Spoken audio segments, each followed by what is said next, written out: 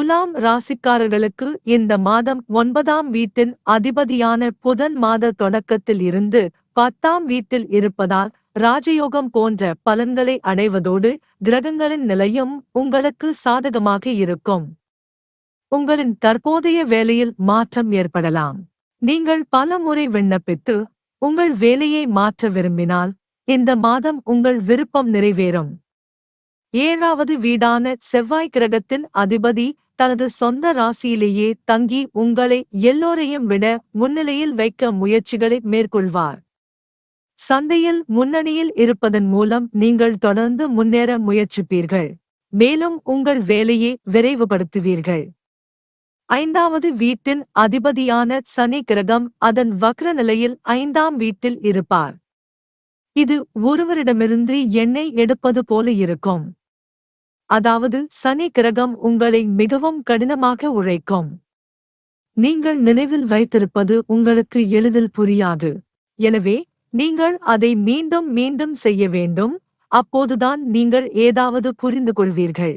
ஆனால் செவ்வாய்க்கு மேல் 5ஆம் வீட்டில் அமர்ந்திருக்கும் சனியின் அம்சம் காரணமாக வாழ்க்கை துணைவர்கள் உடல் ரீதியாக சில சங்கடங்கள் உணரலாம் மற்றும் அவர்களின் நடத்தையில் கசப்பும் கூடும். அவர் எரிச்சலடைவார். இது உங்களை பாதிக்கும். ஏனெனில் அவர்களின் நடத்தை உங்களுக்கு பிடிக்காமல் இருக்கலாம். இருப்பினும் சூழ்நிலைகளை புரிந்து கொள்ள முயற்சிக்கவும். உங்கள் ராசிக்கு அதிபதியான சுக்கிரன் 9ஆம் வீட்டில் அமர்ந்து ராஜயோகம் போன்ற பலன்களை தருவார்.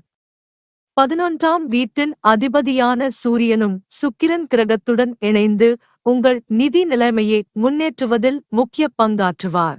8ஆம் வீட்டுக்கு அதிபதியாக சுக்கிரனும் இருப்பார். இந்த வழியில் நீங்கள் சில எதிர்பாராத மற்றும் திடீர் நன்மைகளைப் பெறுவீர்கள். கேது பகவான் 12ஆம் வீட்டில் இருப்பார் மற்றும் ராகு 6ஆம் வீட்டில் இந்த மாதம் முழுவதும் இருப்பார். இதன் காரணமாக சில திடீர் பிரச்சனைகள் ஏற்படலாம் மற்றும் திடீரென்று குணமாகும்.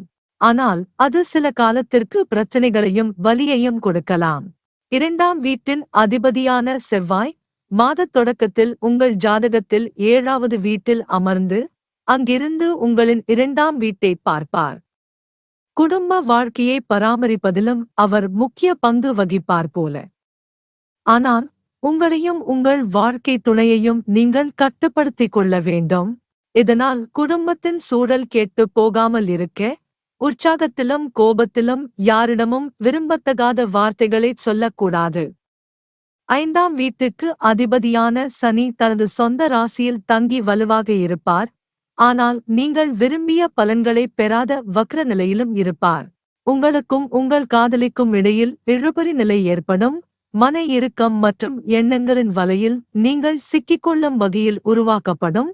இதன் காரணமாக ஏமாற்றமும் மந்தமான சூழ்நிலையும் ஏற்படலாம். இதன் காரணமாக உங்கள் காதல் வாழ்க்கையில் சில கடினமான நேரங்கள் இருக்கலாம். 8ஆம் வீட்டில் குரு இருப்பதால் உறவினர்களின் ஆதரவும் துணைவியின் பேச்சில் இனிமையும் இருக்கும்.